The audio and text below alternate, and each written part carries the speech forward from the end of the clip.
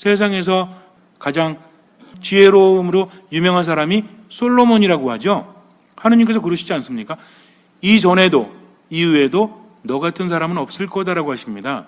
놀랍게도 지금도 똑똑한 사람, 지혜로운 사람 그러면 누굴 떠올려요? 솔로몬을 떠올린다는 거죠. 그런데 솔로몬이 어땠습니까? 사실 성경에는 솔로몬의 지혜에 대해서 많은 부분들이 나오진 않아요. 그러나 어떻게 지혜로워졌는지 또 어떤 지혜로움을 가졌는지 단편적으로 보여주죠. 두 여인이 한 아이를 데리고 솔로몬에게 왔습니다. 서로 자기 아이라고 하죠.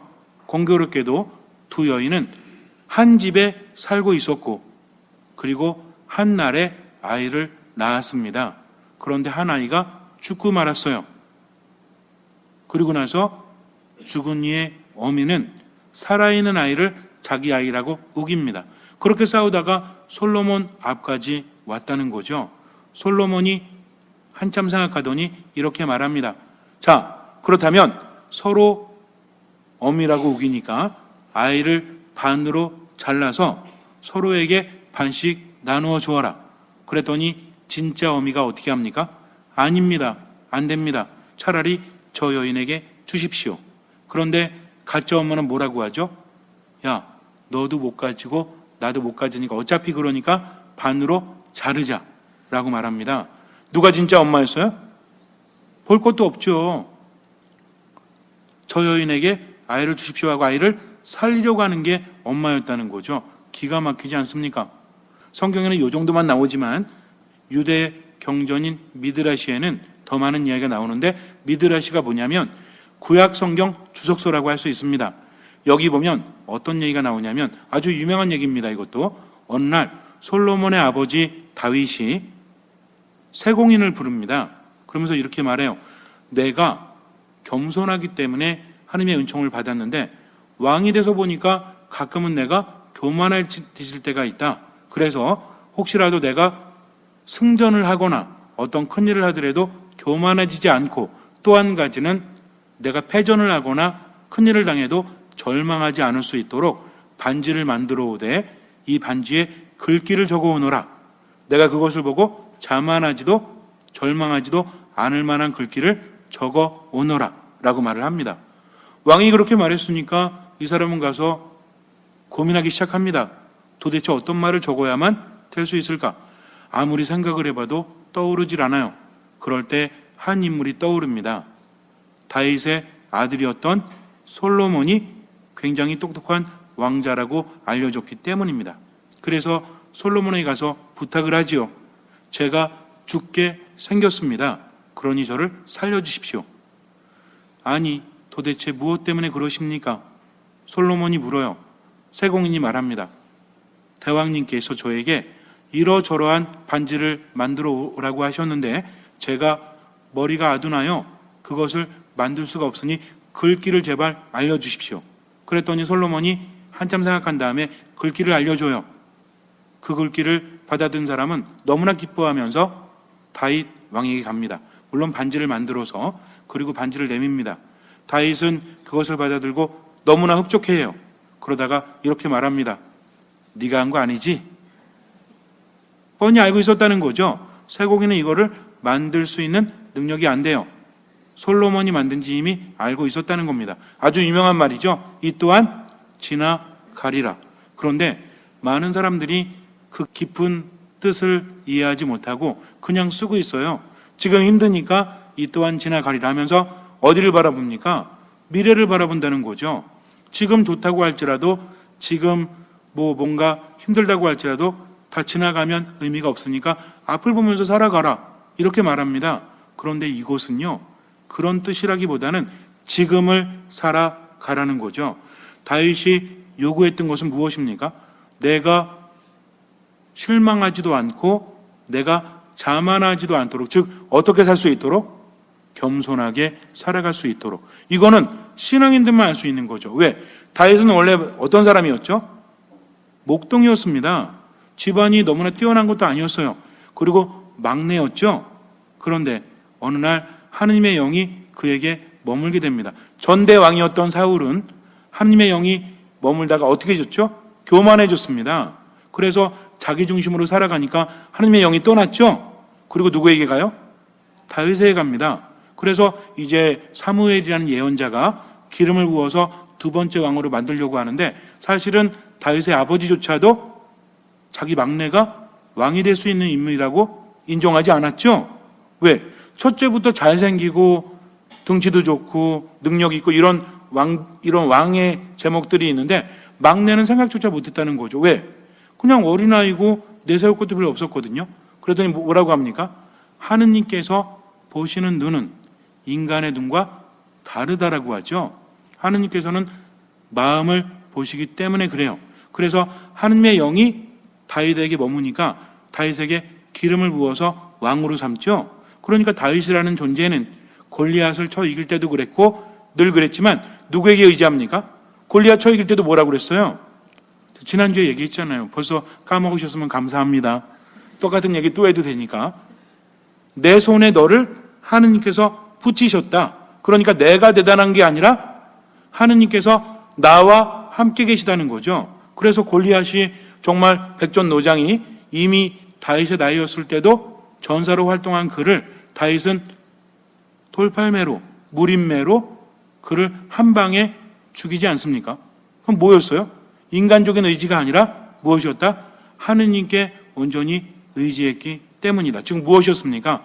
겸손이었다는 거죠. 즉 하느님의 영은 누구 안에 머문다?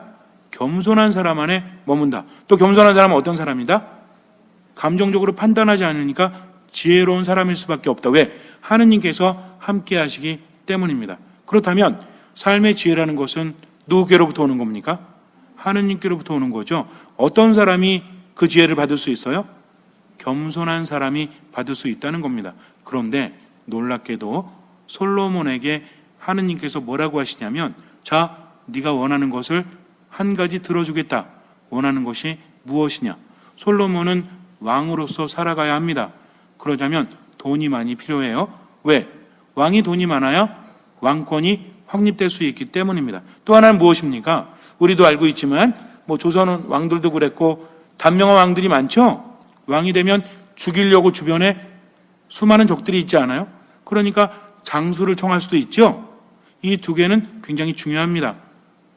그리고 또 한 가지는 뭐냐면 나를 노리고 있는 적들을 모조리 없애주는 것, 이걸 청할 수도 있죠. 그런데 솔로몬은 무엇을 청합니까? 지혜를.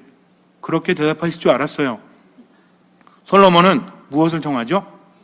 듣는 마음을 청합니다. 올바르게 판단할 수 있는. 왜 그랬어요?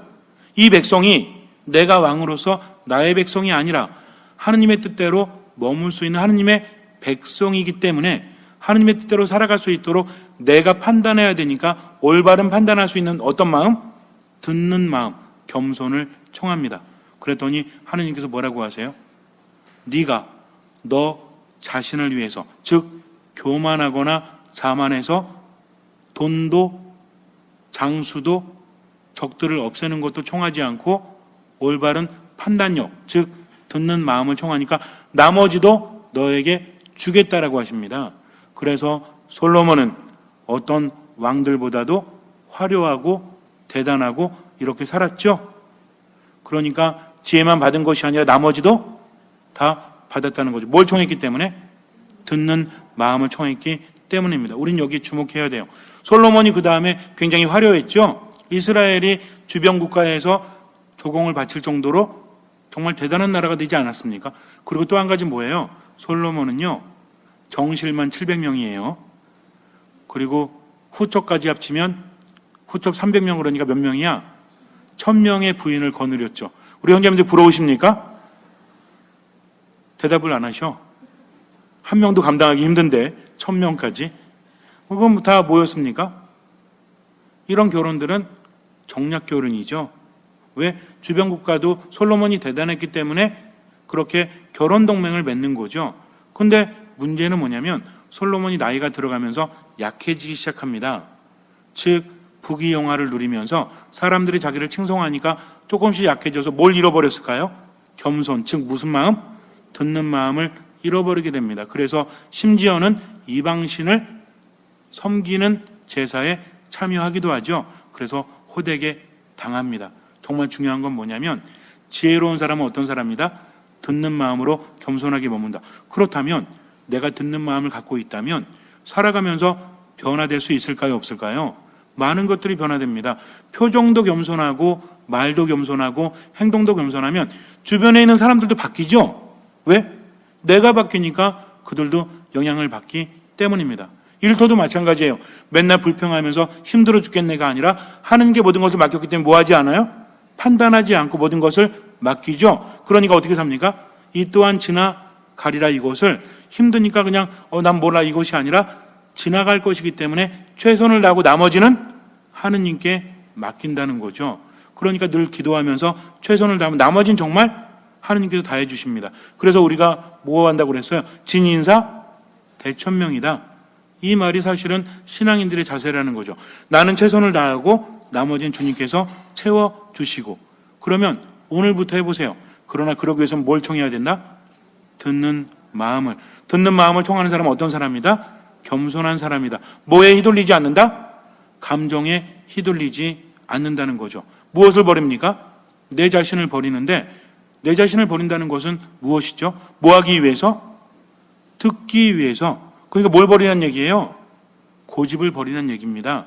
또 뭘 버리는 얘기예요? 선입견을 버리란 얘기죠. 또 뭐? 편견을 버리란 얘기입니다.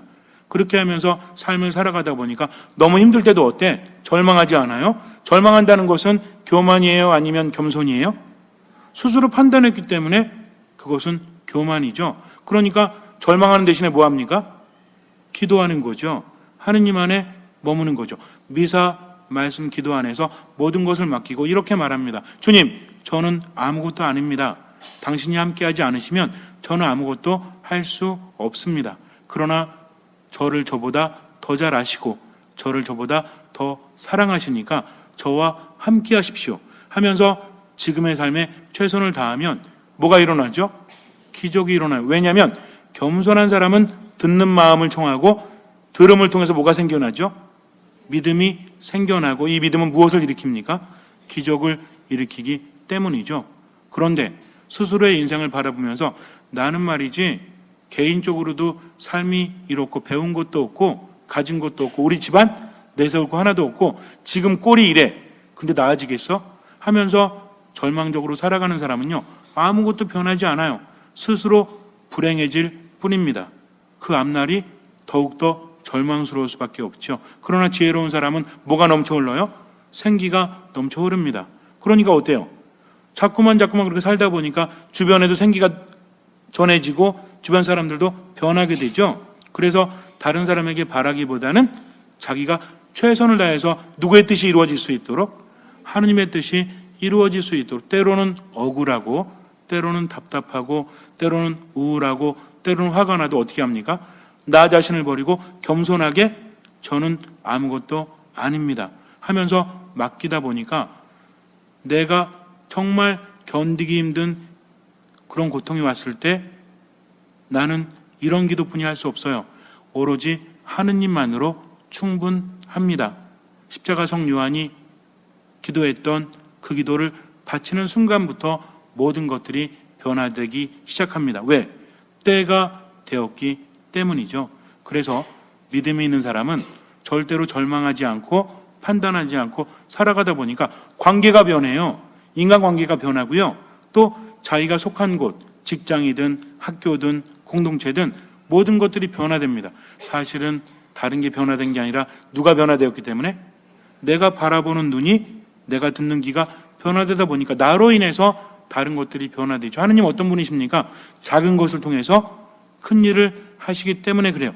다윗을 통해서 이스라엘을 일으켜 세우시죠. 하느님 어떤 분이십니까? 정말 보잘것없는 것을 통해서 엄청난 일을 하신다는 거죠. 그러니까 나 또한 보잘것없지만 하느님의 뜻대로 살다 보니까 모든 것이 그분의 뜻대로 행복해진다는 거죠. 그러니까 우리는 어떻게 하면 돼요? 정말 삶 안에서 이제는 알았죠? 어떻게 살아가야만 행복한지 알았으면 어떻게 해야 돼? 가진 것을 다 팔아서 그 밭을 사야 됩니다. 그럼 어떤 밭 사실 건데요? 듣는 마음을 청하기 위해서 내 고집, 내 아집, 내 모든 것을 내려놓는 것이 가진 것을 다 파는 것이고 그것을 사는 겁니다. 그러니까 우리는 어떻게 하면 돼요? 겸손하게 무엇을 청하면서? 자, 모두 큰 소리로 무엇을 청하면서? 듣는 마음을 청하면서 아무것도 판단하지 않고 모든 것을 하느님께 맡기고 어쨌든 베풀면서 살아가면 나머지는 주님께서 채워주십니다. 잠시 눈을 감으세요. 걱정하지 마십시오. 이 또한 지나갑니다. 물론 세속적인 말과는 달라요. 이 또한 지나가니까 무시하라는 것이 아니라 여기에서 최선을 다하십시오. 알아들어야 될 것이 있다면, 보아야 될 것이 있다면 깨달을 수 있도록 듣는 마음을 청하면서 지금을 살아가십시오. 그리고 어찌됐든 사랑의 마음으로 최선을 다하십시오. 감정에 휘둘리지 마세요. 분노나 우울감에 휩싸이지 마세요. 너무 힘들 때는 모든 것을 내려놓고 하느님께 기도하십시오. 주님, 저는 아무것도 아닙니다. 당신이 함께하지 않으시면 저는 아무것도 할 수 없습니다. 당신의 도우심을 청합니다. 라고 기도하고 남아있는 힘으로 최선을 다하십시오. 그렇게 끝까지 최선을 다하십시오. 주님께서는 그 믿음을 보시고 우리 삶에 놀라운 기적을, 놀라운 지혜를 선물해 주실 것입니다. 아멘.